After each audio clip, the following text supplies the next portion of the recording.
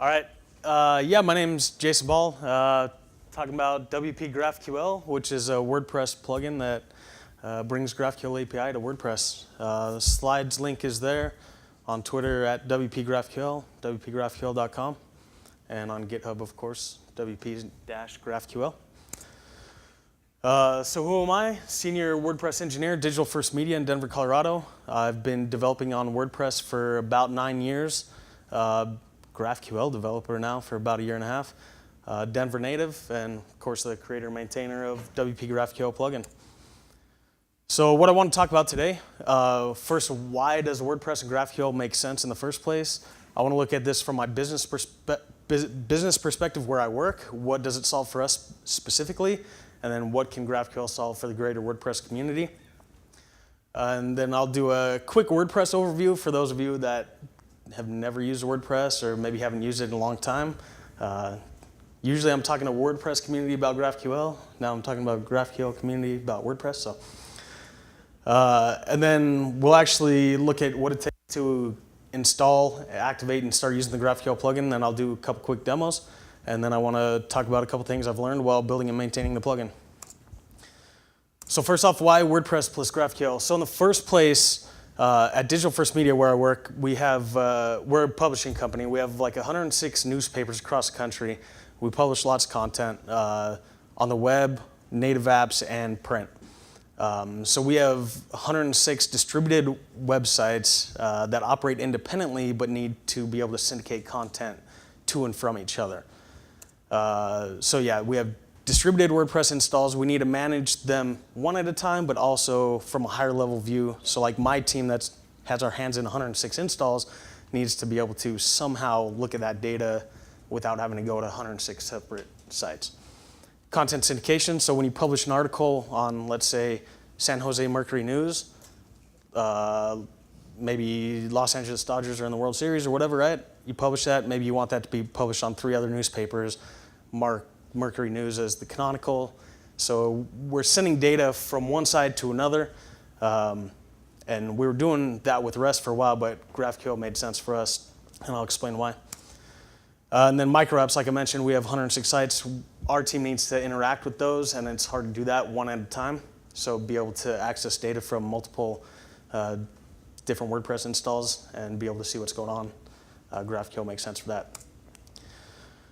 So what WordPress kind of looks like if you just install it, right? You have WordPress, you have a dashboard, you publish content, goes on your theme, right? In our case, it's a news theme. It could be a marketing theme, can be whatever.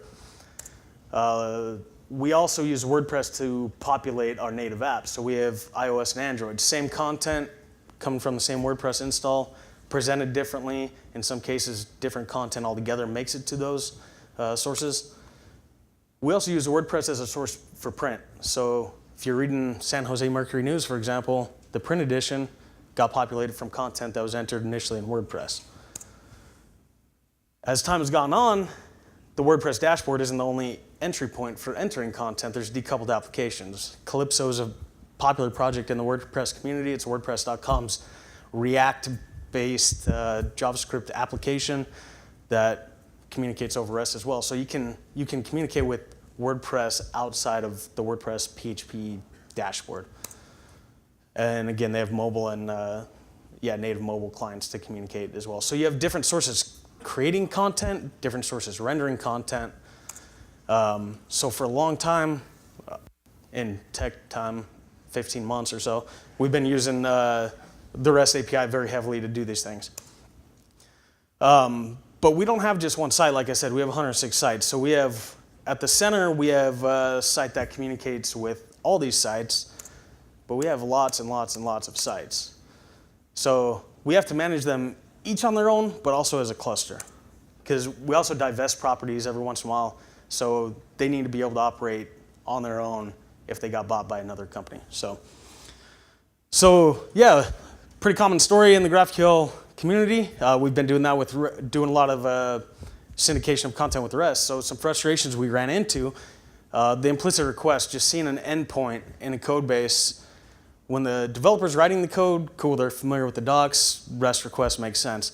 6 months, a year down the road, what was that person expecting to get from this endpoint? It gets a little frustrating where an explicit GraphQL request makes it a lot easier to understand the original intent. We're sending data all across the web, right? We have 106 sites, like I said, and we're syndicating data across the board. So to get one article from one site to another, we have the article content, we have the author, we have the author's image, we have the author's, maybe top recent posts or whatever. We have all sorts of related content. So to get one full article from one site to the next, we're making tons and tons of REST requests to get that data, which gets troublesome to maintain over time.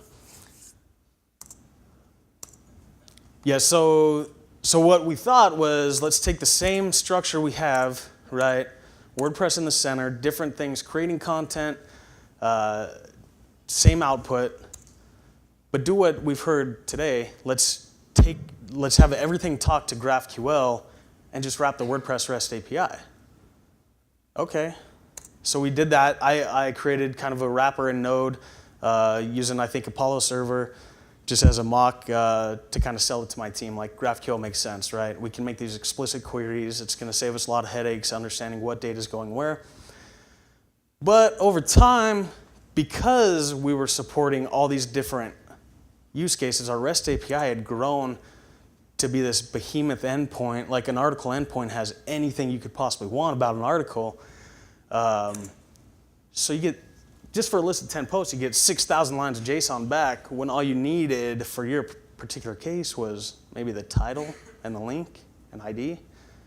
But we're giving you 10,000 lines of JSON to parse. And we have to go collect that and give it to you. So this is actually a screenshot I took today from one of our production REST APIs, just to throw ourselves under the bus here. So almost 2.5 seconds just to get 10 posts from our WordPress REST API. It's interesting. It's crazy. So wrapping REST with GraphQL in our case still led to frustrations with the REST, because at the end of the day, we're still dealing with REST. It just brought to light another problem, which was the poor performance, right? So yeah, we got to that point where we wanted REST to provide everything, and so our endpoints are just crazy. And wrapping REST with GraphQL, if it's a non-performant REST API, it's a non-performant GraphQL API. For the most part. So the next approach, we thought, okay, how can we solve this? We really like GraphQL. We don't want to wrap the REST API. So let's just make WordPress a GraphQL server. So we could have approached this and just solved this for our company internally, made a private GitHub repo, go to town on GraphQL. But we started thinking, hey, if this makes sense for us, it might make sense for the rest of the WordPress community. If GraphQL is a nice experience to develop with WordPress, let's make it open source. So WordPress and GraphQL make sense together. They both have similar goals, both open source software. WordPress currently powers 28% of the web. There's a stated goal in WordPress of reaching 51% of the web. GraphQL, Lee Byron in GraphQL Europe stated that he wants to see ubiquity, right? GraphQL everywhere within 4 to 5 years, right? So they can help each other, right? If GraphQL comes to WordPress, which already has this massive footprint on the web, WordPress can help push GraphQL forward. GraphQL can help push WordPress forward. They're both open source, community centric, both solve general problems for the web. So GraphQL.org suggests this is a way to build a good GraphQL server. So at the bottom you have a persistence layer, then you have business logic layer with authorization, REST RPC, and in the middle, GraphQL. That's the missing piece in WordPress. WP GraphQL brings that missing piece. So WP GraphQL is a free open source WordPress plugin that provides an extendable GraphQL schema and API for any WordPress site. For those who aren't familiar with WordPress, I'll give a quick rundown. So WordPress, when you install it, you get a dashboard, right? You can log in, has authentication built in. In this case, I have posts populated with movie data from the movie database. So you have interface to edit posts. You can search for posts. You can filter posts. You can edit posts. You can add a title, add content, add custom fields, meta fields. You can tag it, categorize your content, and do all sorts of stuff. You have tags and categories, which are taxonomy terms that help you relate content across your WordPress install. You have media library built in, where you can edit media items, videos, images, whatnot. There's a user system with roles and capabilities, so you can assign what roles users can have and what capabilities those roles are assigned. You have a commenting system, right? You can write comments on posts and whatnot. Then you have themes, which is the front end of the site, and you have plugins. Plugins are similar to like JavaScript middleware or whatnot, right? So you can add a plugin, it adds some sort of functionality to WordPress. So WP GraphQL is a plugin. So to add the WP GraphQL plugin to WordPress, you visit GitHub. You star the repo, of course. You tweet about how awesome it is to use GraphQL with WordPress.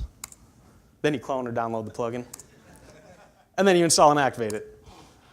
So to install and activate it, right, it'll show up in your panel. You'll have WP GraphQL listed in your admin. Just click Activate. In this case, I'm activating 2 plugins. I have WP GraphQL and a separate WP GraphQL, which adds GraphQL as an admin pane in your WordPress install.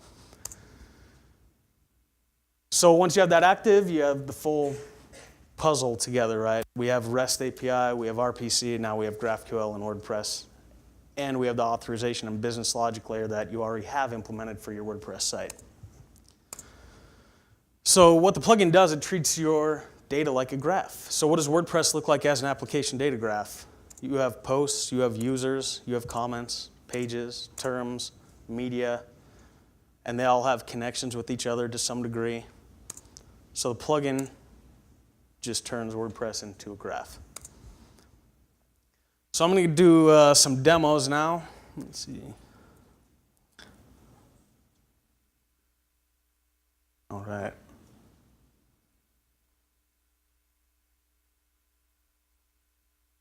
That look okay? All right, so just to get, let's say, a list of posts, we can get a list of posts, and of course it's going to go slow. Hello?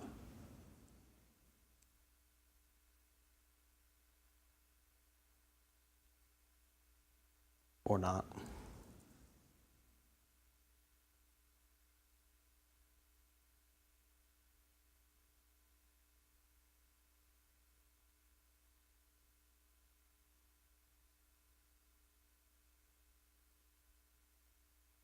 All right, I'll switch to local install. So we can get a list of posts. It uses relay style edges and node shape.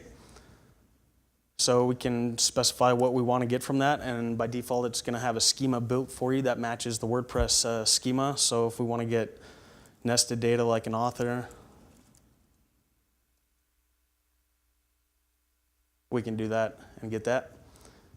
Just like any WordPress or GraphQL API, we can use variables. Right, I'll change this to local too.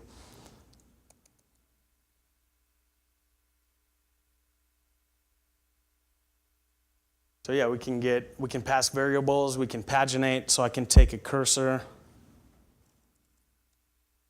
get the post before or after that cursor. And that's something, if you're familiar with WordPress, there's not really any way to do cursor-based pagination in WordPress, so this plugin activates cursor-based pagination. So we can say we want to get the post after that cursor, and we'll get the post after that cursor.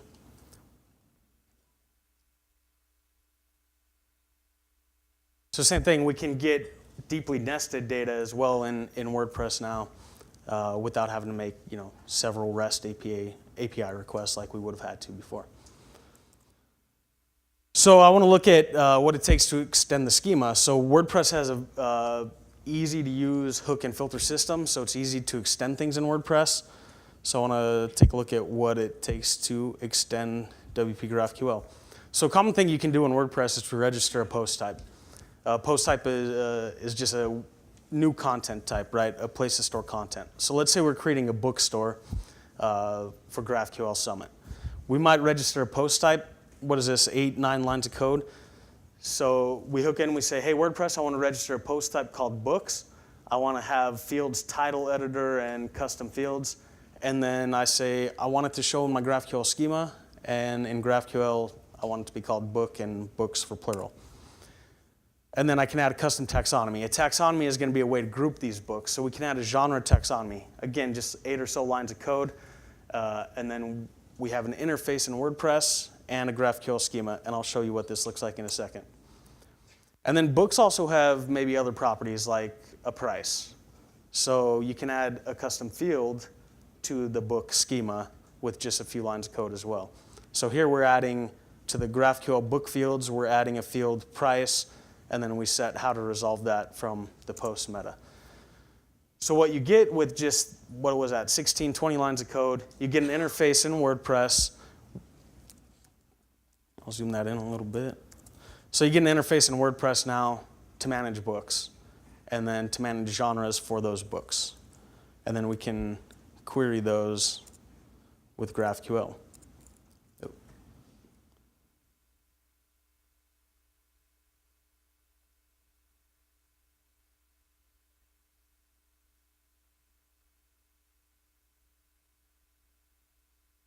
Maybe.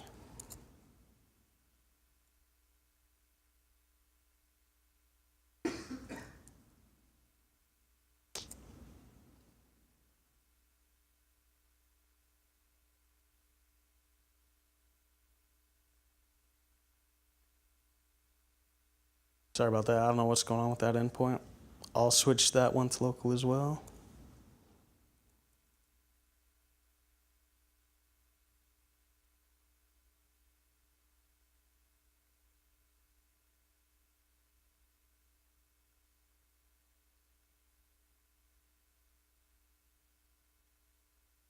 Come on. Sorry about that. So yeah, I'll do this locally real quick then. So I have a demo plugin I created just for this. So I'll install that here. So we'll do a little bit extra demo. So add new, upload a plugin. So if we have a plugin, let's see.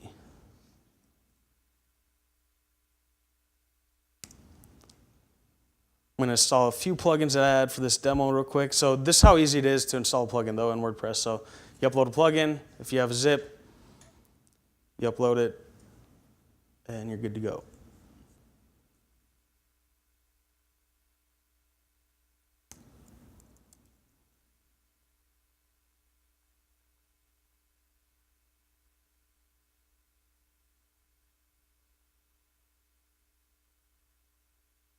All right, so this plugin is just these code snippets I have in the slides. So I'm going to activate that plugin, make sure it's active.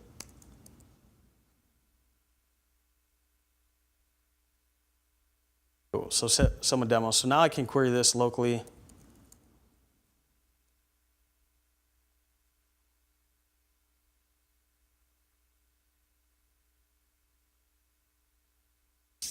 Maybe.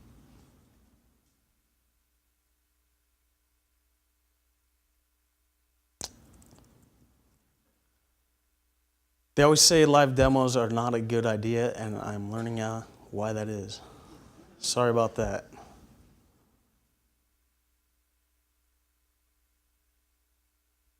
So we'll do some actual live coding.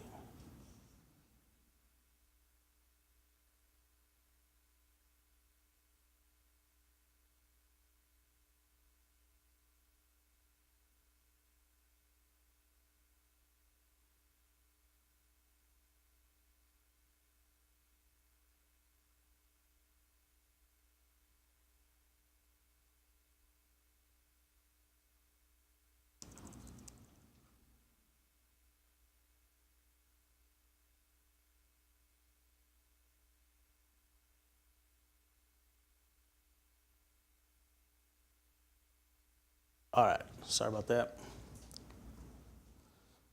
All right, so I don't have any data in my local site for this, but you can query now genres, edges, and node. One thing I do have local, though, that I want to show is a plugin called WP GraphQL Insights, which adds Apollo tracing to WP GraphQL. So Apollo tracing is a spec that Apollo has on collecting trace data for your resolvers, execution time and whatnot. And then I also apply something called query log as well. So when you execute a query, you can see what queries are being run. So let's run this again to get posts. If we look here under extensions, we get query log. We can see how many queries were run, what specific queries were run, and then we can use that as a way to troubleshoot how to optimize things internally. And then there's also tracing, which I'm going to have to change real quick as well.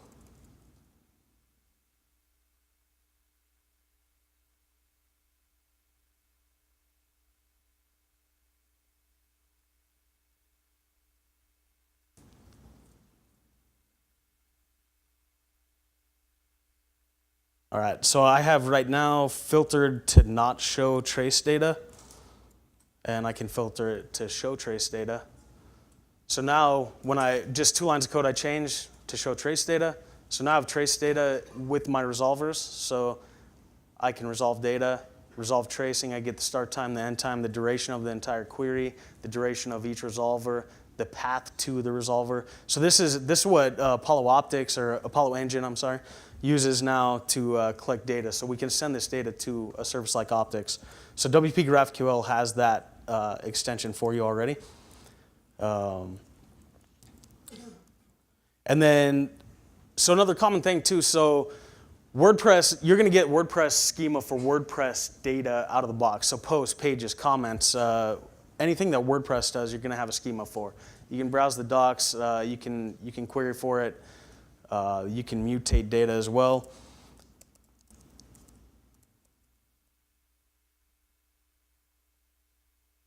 But WordPress doesn't have to be the data source, right? So this is an example of querying for a dad joke if you have the dad joke extension, of course, or the dad joke plugin.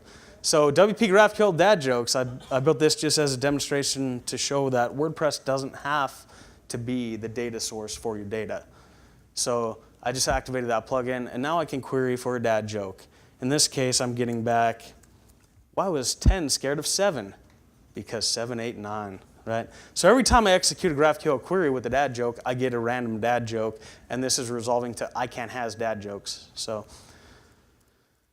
just to show, so WordPress can provide your schema, it can provide your resolvers, but it doesn't have to provide the data.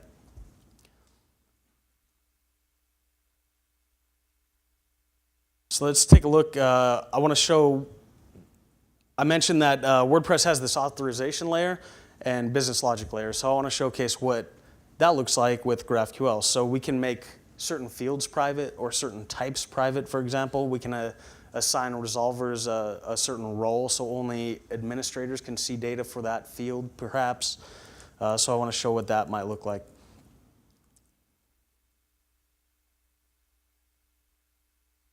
So we'll just do that real quick with the dad jokes as an example and say only certain roles can resolve a dad joke. So in WordPress, like I said, there's business rules already built in. So we can do something like in the resolver for getting the dad joke,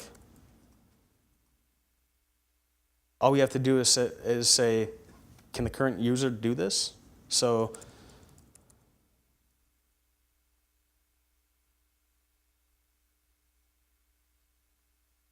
just a few lines of code, we could say if current user can, and we'll just make up something.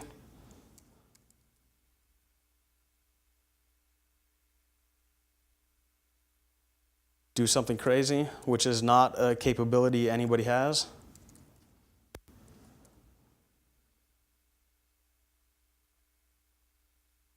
If the current user cannot do something crazy, don't return, don't do the execution, right? So let's do that again. Dad joke's going to return null, right? But the rest, the posts that I do have access to, do resolve, right? Or I can throw an error, or I can throw an exception, or whatever I want to do. So we have granular control in WordPress to resolve what you want for your users' needs.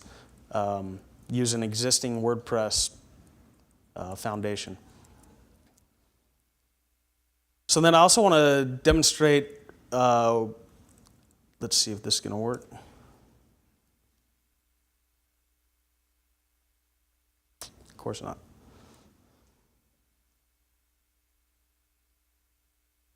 So I did want to demonstrate what the power of GraphQL looks like with building potential real-time applications with WordPress as well. So this is not actually subscription, so it's pseudo real-time, but super simple. We got 50 lines of Apollo code, right? That's making a GraphQL query. I'm going to change this endpoint to my local endpoint.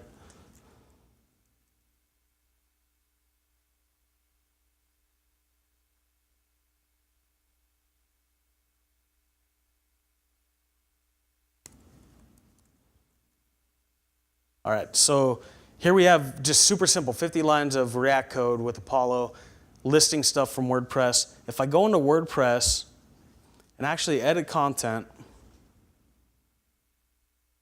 you'll actually see it in my React app faster than you see it in my WordPress admin that's creating the content. So let's see.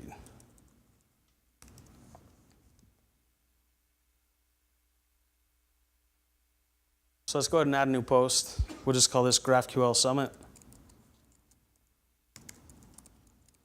Test, whatever. Publish that. And in near real time, you have it here. What if I trash that?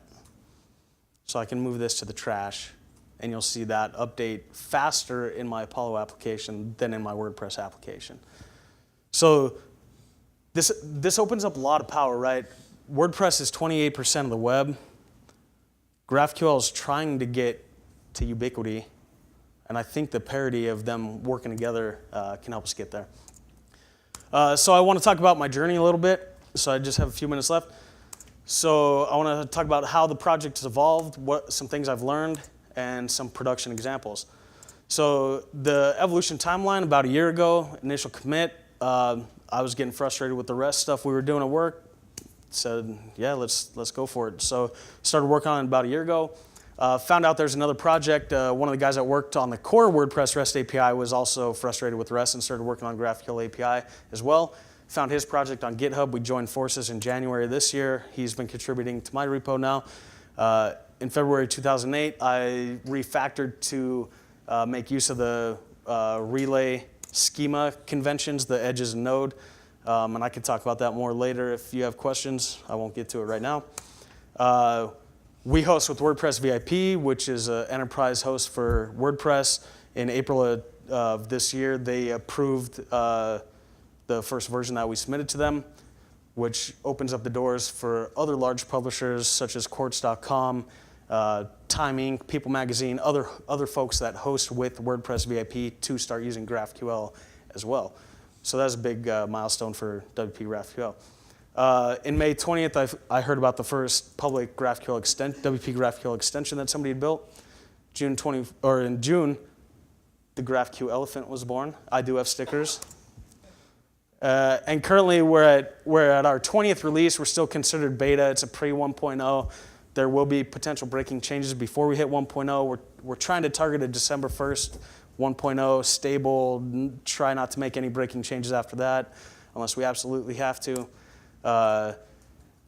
When I wrote the slides, we had 13 contributors. Since the conference started, we have 15 contributors, so that's cool. Just want to shout out to the people that have been contributing. And then, yeah, I mentioned 1.0 stable release. We're targeting December 1st. We're trying to get it on the WordPress.org repo, so it's not only on GitHub. Maybe one day merge to core, which would effectively bring GraphQL to 28% or more of the internet. So a couple things I learned. I only have a few minutes, so I'll make this quick. But schema design is very difficult. It's especially difficult when you don't know what the end product is, which in WordPress case, I don't know what it is. You could be building a car dealership. You could be building a newspaper site. You could be building, who knows. Relay schema spec is fantastic, and that's helped quite a bit. We have data like plugins and themes that don't have a way to paginate that data in WordPress internals. Relay spec provides that way to paginate regardless of the data. You could paginate dad jokes if you wanted to. So GraphQL and WordPress communities are amazing. I've talked to probably dozens of people in this room on Slack or Twitter trying to brainstorm schema design, things like that. performance issues. Tools that have been helpful, if you didn't know already, GraphQL, of course. Graph.cool I actually use a lot to prototype schema ideas, right? I'll build a schema and say, hey, this looks comfortable to use, right? This might be how we could go.